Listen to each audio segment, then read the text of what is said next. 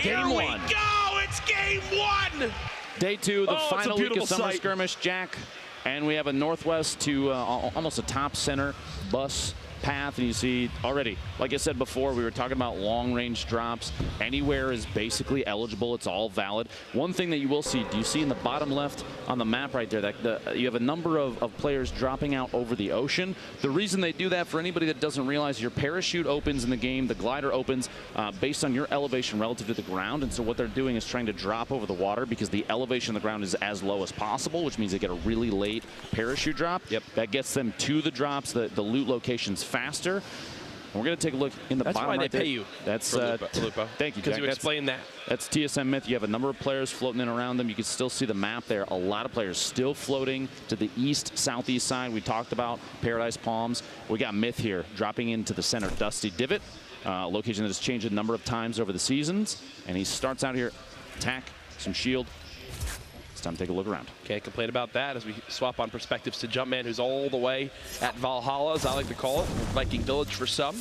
At the top side of this map, a lot of benefits actually to landing up here, Lupo, and a lot of them are for that reason right there. You see right next to Jumpman, that rift that can just get him out of any bad scenario. Saf, who's up top with him, we just saw the inventory, already has a scar. So if this man gets into any sort of a ranged battle, I think it's going to spell disaster. It's going to be tough. Jumpman does have the hunting rifle, which you won't see a whole lot of late game from a majority of players, but unless they're feeling very adventurous. Typically, late game in competitive matches turns into like a very CQC fight. But Eriko taking Double down with a single shot there. A couple of these players, they're going to be names that you will see again, because if they played in the heats and made it into the qualifiers but did not get into the grand finals on Monday, they're given the opportunity to jump back in and push through heat again if they have the chance. You get here early enough. Exactly. You get here early enough, go for it, I think is the thought process there. But it looks like Jumpman will be getting into this engagement with Saf, who's just above him, using that high ground. No player having any shields, but I would say the inventory has to favor Saf here. The scar, the blue pump. He's got a hunting rifle as well. Not a lot of materials, though, Lupo, to work with. No shield for either of those players, and they're going to try and a little bit of explosive play here to see if they can bump one another out from any sort of any cover they're in underneath. Trying to rotate around Saf, trying to get a smack in so we can get one more till he's out. He cannot build now, which means an engagement is forced. The trap play, and Saf goes down. Jumpman. This is from the lower side of the map at Flush Factory. There's Nazgul with the quick pump shotgun shots to eliminate his opponent. The crowd gets a little bit behind him there. You'll love to see it. Now swapping on over to the complete, eastern side of the map. Jay Cuddy taking out King with the tack shotgun, gray or not. Look at the reaction of the camera. Okay, I'm getting a feel for this. That great tack, if you're close enough, if you're accurate enough, effectiveness is there. You just have to hit your shots, and we saw right there. That's not the storm. That's the low gravity zone. By Fatal that's currently in play. This was happened because of the cube that's been rolling around. Quick little swap for Marshmalele to get that elim. No materials really left, but 200 HP. You got to be feeling pretty confident there. Storm Tiger, name seen online before. Going to go ahead and loop this chest just outside Tilted. I believe I saw it just on the feed. Liquid Poach was just eliminated, a name that we were discussing earlier, which is that's a big one to have go down when there's still 80 players, just under 80 players remaining in the game. But you have to remember, 3 more matches after this one. Saint is eliminated, someone we watched yesterday that was not able to make it to the grand finals just yet, but Storm Tiger took him out there. Out of materials, 7 and 5, and that's it. It hopes to grab a little bit, enough for one build. Wow. 5 HP. Oh my goodness! The timing. He's got to try to make something happen. Hit the sniper shot. 1 medal, 1 HP. What? What? Storm Tiger makes it all the way underneath. Okay, and here's his opponent. Maxed health with a shotgun. Storm Tiger, if you win this game, you're my dad. Okay. And Jack, you are not the father. The tests are back, my friend. Jack, you're putting the caster curse coming out already. Wallhack Jack, a fellow member of Rogue, looking for an elimination here, but Teenage takes him out. Some very accurate mid-air SMG shots. And one thing to remind everybody at home, if you've been watching the Summer Skirmish up to this point, we have not had a live crowd. Well, guess what? It is standing room only. And you can hear just how intense it is. A live look at the scoreboard. Again, we are running a full functioning spectator feature here this weekend. that catches us up to speed on where we are now. Ben, for everybody at home, let's remind them of how the points work. 3 to 4 limbs will earn you 1 point. Nobody yet at 3 limbs, so everyone's still sitting with a goose egg. Lassie's the closest right now, though, with 2. But here we see Painful PvP pushing up, trying to see if he can get above his opponent. But there's a lot of building going on here. The triangles there, the pyramids. But he does have a top down. His opponent using those pyramids to double layer, trying to make his way in. But a lot of edit and replaces from Painful. The drop down, his opponent closes an edit behind him. The chase down. That tack shotgun coming in handy. He takes an elim from Siva there and picks up all his loot. Was that not exactly what we talked about earlier on with the edits and how edits are basically 90% of high-level play? Both players trying to utilize them there. Fortunately, only one can come out on top as we swap on over to Payday, who's just bouncing around. Yeah. By the way, I don't know if you noticed that he's an Xbox controller player. You see the keybinds down at the bottom is the Y and the bumpers, which means we've seen a number of players show up with their controllers and stay toe-to-toe with anybody, and it's wonderful to see that. The competition is fierce on both the console and the PC side. Now, Cease is someone we've seen in the Summer Skirmish events a number of times. I've watched his gameplay. Very, very fast edits as we've seen in the past. But he's also scary accurate. Of course, I say that at the shotgun blast. A second one coming in. The jump over the top. There's the edits you mentioned. Trying to just pull some last-ditch efforts with the clingers, but it's not enough. Payday does go down. It's a relatively clean fight from Cease. And the big thing to point out, too, as well, Lupo, look at the materials. Now, 800 wood, 430 brick. Great spot to be in so early in the game. You see Hysteria, the left side of your screen. He was someone who wasn't able to make it through yesterday through those qualifiers.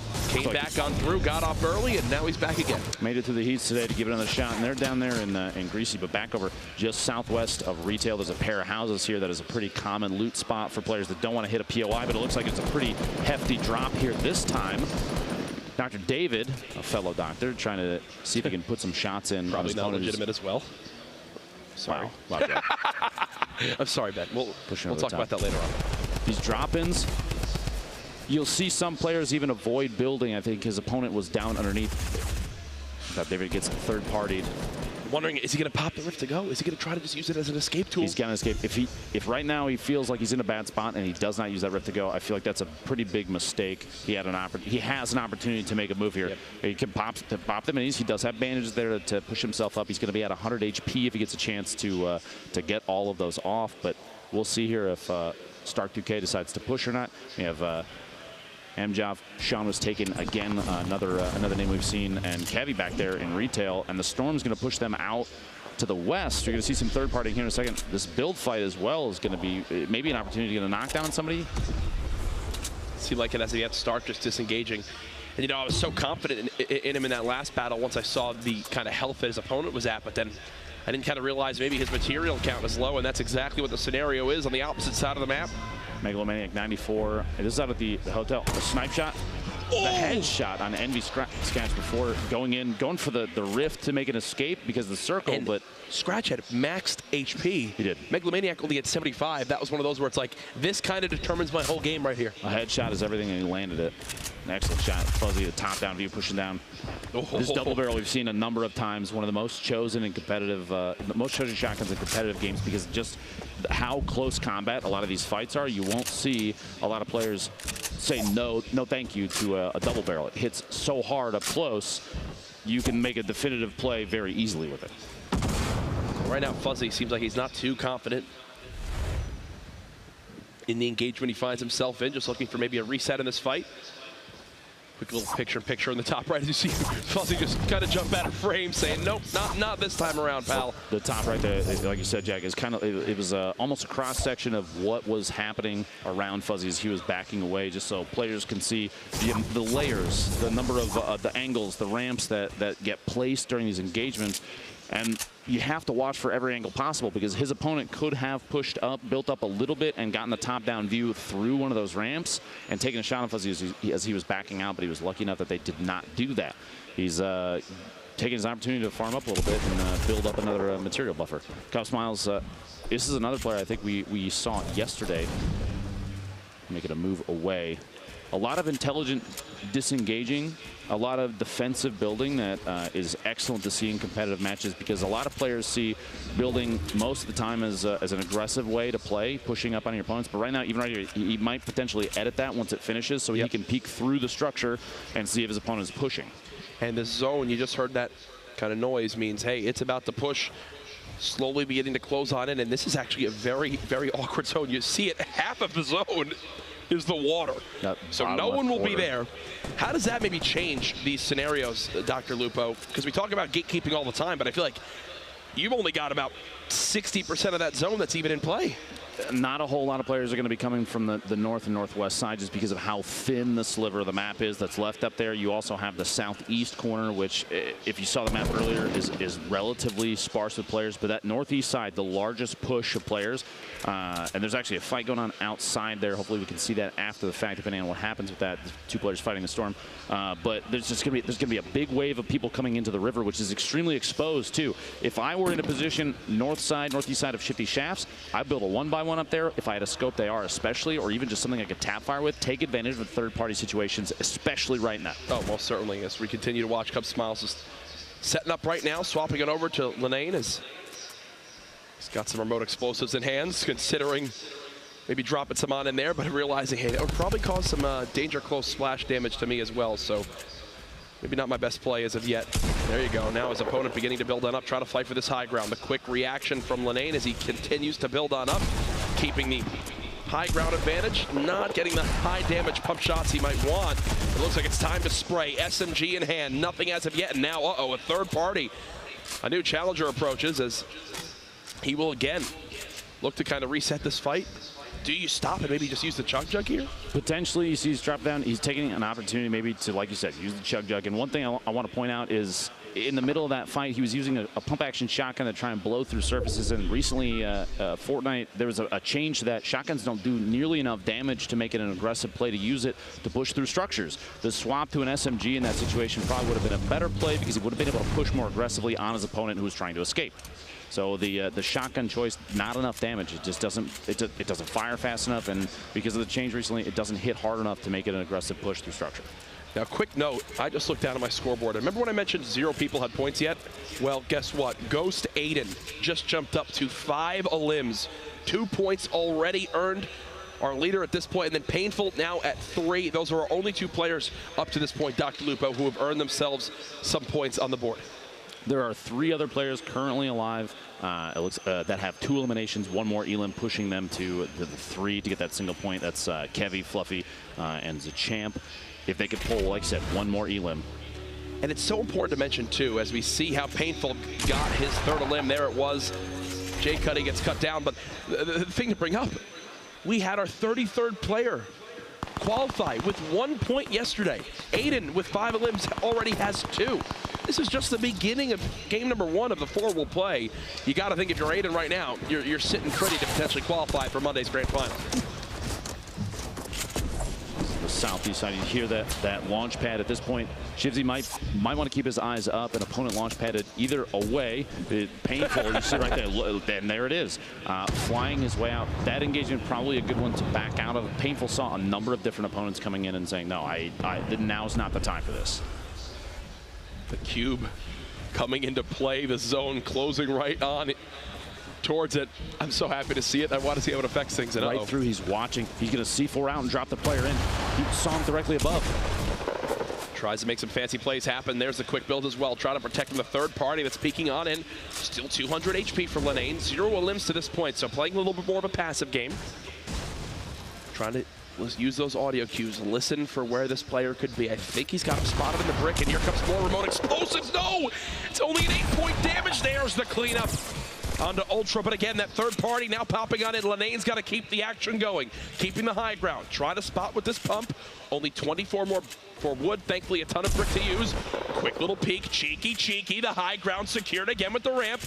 drops that wall to block as well to be able to re-secure with that floor, and just like that, Linane has chipped away some damage, Lupo, while keeping the high ground. Linane actually showed a really important skill that a lot of competitive players have utilized. Well, yes, obviously, but yeah, he jumped out to the on the right side, took the shotgun shot, and then built underneath him. He was going for the hit as fast as possible. He could have built and jumped out, but that might have cued his opponent to say, oh, you're building out here, you're going to push from that side, and he could have built a wall. But Linane said, nope, I'm going to jump to the air, take the shot first, and then we'll worry about building and stopping the drop.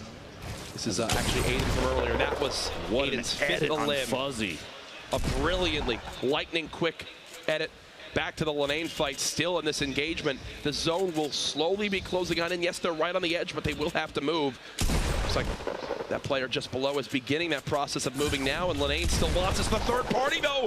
This could spell disaster, only 13 HP, and that storm's going to hit for a lot as it closes on in, Lupo. Magnum Cade knows he's got someone just below, and there it is. Peekaboo. Linane will have to wait for game 2. Well, Linane actually... Jack, he was on my flight, my second flight here. I was actually not expecting that. No, it's a fun fact. And this is his first time flying out of the country to come down here to Seattle to play in the Summer Skirmish. Okay, Aiden has 7 limbs. 7 limbs, and there's still 32 left. We're about to have to add a whole new point category for this guy. Playing on controller. This kid's an absolute beast. He's already got 3 points. We're at the point now where he might have to, he can play a little slower. He doesn't necessarily have to play for eliminations now because he's capped the number of points that he can get from elims. Yep. Now, that being said, don't forget, tiebreakers, one of the biggest pieces. Yeah, Victory Royales determine it first, but you're not going to see a lot of those, so eliminations count for everything. He could play slower, and 7 is a lot to sit on for this Courage. Right. Yesterday, we didn't see very many players hitting even double digits over the course of 4 games, so 7 is huge. Here's a little replay from earlier on as Rogue 00 Flower. A little bit of a battle. Shotgun shot there. Gets tendons during the rotation. He's got a minute here. That storm is going to start impacting gameplay decisions, though. Sean, you see the low gravity. Floating, yep. They're close enough to the cube. This thing is really changing up how some players are maneuvering and maybe even throwing them off. The expectation to drop faster while you're jumping and trying to throw snipers and tap fire from ARs from a distance off, it might make it tougher because you're not necessarily moving in a way that you're used to. Now here's the leaderboard as we were talking about earlier. 3 other players hit 3 eliminations. That means 3 people have a single point apiece. But Painful PvP, the only one of those 3 that's still alive. Plus Aiden sitting pretty at 7 up top. Back to the game now. Sean was taken, hiding, healing. Greasy Grove. One of my favorite areas on the map. You see that low gravity zone ending just outside that area. Players beginning to push on in. Aiden has made the move. So last we saw, Aiden was on the far side of the zone, had to make something happen. Well, he has. Still 31 players left. You can see the entire zone on this mini-map. Shows just how kind of slow played some of these guys are taking this to try to stay alive for that top 10. Now you can see Aiden kind of sneaking around. I think he may have heard movement from the player above. You have to remember, even a weapon swap, you can hear that audio cue, and so Wheels up top, if there's change weapons at any point while Aiden's been in here, he will have heard him. You can hear the footsteps. There's movement happening. He knows there are people around him. He's looking for more fights. This is the next zone. Is the first zone that will be, one of the full rotations that'll have to happen. It's half out of play. Tempo actually just got knocked out of this game by Cease. So I gotta say, this might be some of the most aggressive. Right in the middle of a rotation, Aiden just says, you know what, I'm just gonna go for it. I've got a player trapped outside, put himself in a 1-by-1, and he's making moves. Look at these speed builds, turbo building, spinning around, placing walls. He's made it into the next zone again. Out of metal, but still 1,500 plus materials to use to his name. Over to Levake. Trying to edit on down. Player just above. A little bit of an awkward spot for him to be in.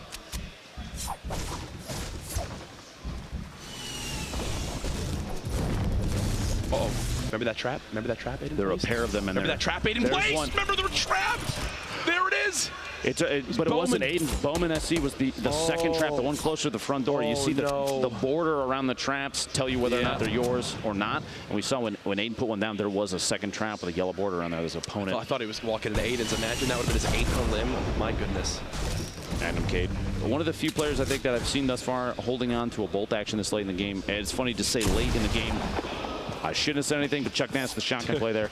But this late in the game, there's 26 players remaining, and this is the first circle move. This is where the people on the east and south side, forced engagements are going to happen. Joystick in general going to run into each other. Bowman actually going down there in the southwest to Shivzy. Kevy taking out Stark Duque in the rotation in, but gets third partied by Sean is taken. Oh, and Sean just got a free launch pad placed right below him from an enemy, so he's going to use that to maneuver quickly towards the opposite side of the zone. Cease now building up to the high ground too. You see Hysteria still alive, Marksman still alive, Ghost Bizzle still in this. Those are some of the bigger names in competitive Fortnite. Still fighting in these last 22 spots in game 1. Now Velocody maybe pulling the first time I've ever seen somebody bunker up in the basement of Durburger. Usually a pretty common loot spot, but sticking yourself down in the basement, it could be rough. You're kind of bottlenecking everyone above you, because obviously you can't mine out through the floor. Maiden pulling almost another Elim. Looks like there were 3 players in there because he took the shot, didn't get the Elim. And Vide, who got the Elim on his opponent, gets the follow-up. There you go. Excellent two-piece there. But crowd getting behind Aiden, it seems like. Absolutely. Should be proud. 3 points already. Yeah, definitely our leader up to this point. But back to the action. Zone will close soon. Remote explosives in the hand of Sean. He's got 3 limbs, so 1 point for him earned so far. Looking for that quick little third-party peek. Does a little bit of damage. He's closest to this next zone. And Lupo, well, why is this the best positioning as we move towards this next one? He's in a great spot because at this point, the remainder of the players, they're going to have to move the furthest. Now, his structure just got shot down a little bit on the left side, but he can third party. He can watch for rotations. He has a purple AR, which is excellent at doing a ton of damage mid-rotation. You have a really good moderate range weapon. Joystick dropping down the shotgun blast and then switches to that literally almost down to the last bullet of his gray SMG to get that elimination. And look at this. The southwest corner is going to be a nightmare for everybody trying to move right now. This is where the storm just begins to farm. Sean looking on down. He's got all the height he could ever want. Someone now beginning to challenge this high ground. It looks like he'll prioritize him for the moment. And wow, Alpha just got shredded. 35-35, 70. We'll see it in game 2, pal. Sean moves a little bit closer. Now down to just 11. Remember, top 10 earn a point. Hysteria, no! Hysteria versus Ghost Bizzle, and that puts him out of 11th. That means Hysteria was 1 Elim. If he gets that Elim, he earns himself a point. Instead, he'll end game 1 on a goose egg. Now the next circle you see in the top, Courage, is going to be rough for pretty much everyone. Not a whole lot of building was done between here and the north side past Greasy Grove, which means this is going to be an open area move. A lot of players are going to get caught rotating and maybe even run out of materials. We saw yesterday, I asked you about the building over the top, the layers that they're building to kind of create themselves cover while they move on the ground. And with nobody else out here, no other structure, everyone will be exposed, especially if you run out of materials. Yeah, Sean is just farming from up top. He's down to just metal, but here you go. Beginning of the move. Oh, goodness. Taking shots, shooting down at Ghost Bizzle. See some painful running into each other. A player from Tempo having to move simultaneously. Look at the layers here. He's going for it all right now. He's going for it all right now, getting a little bit lower enough to take some crazy fall damage. Cease with 1.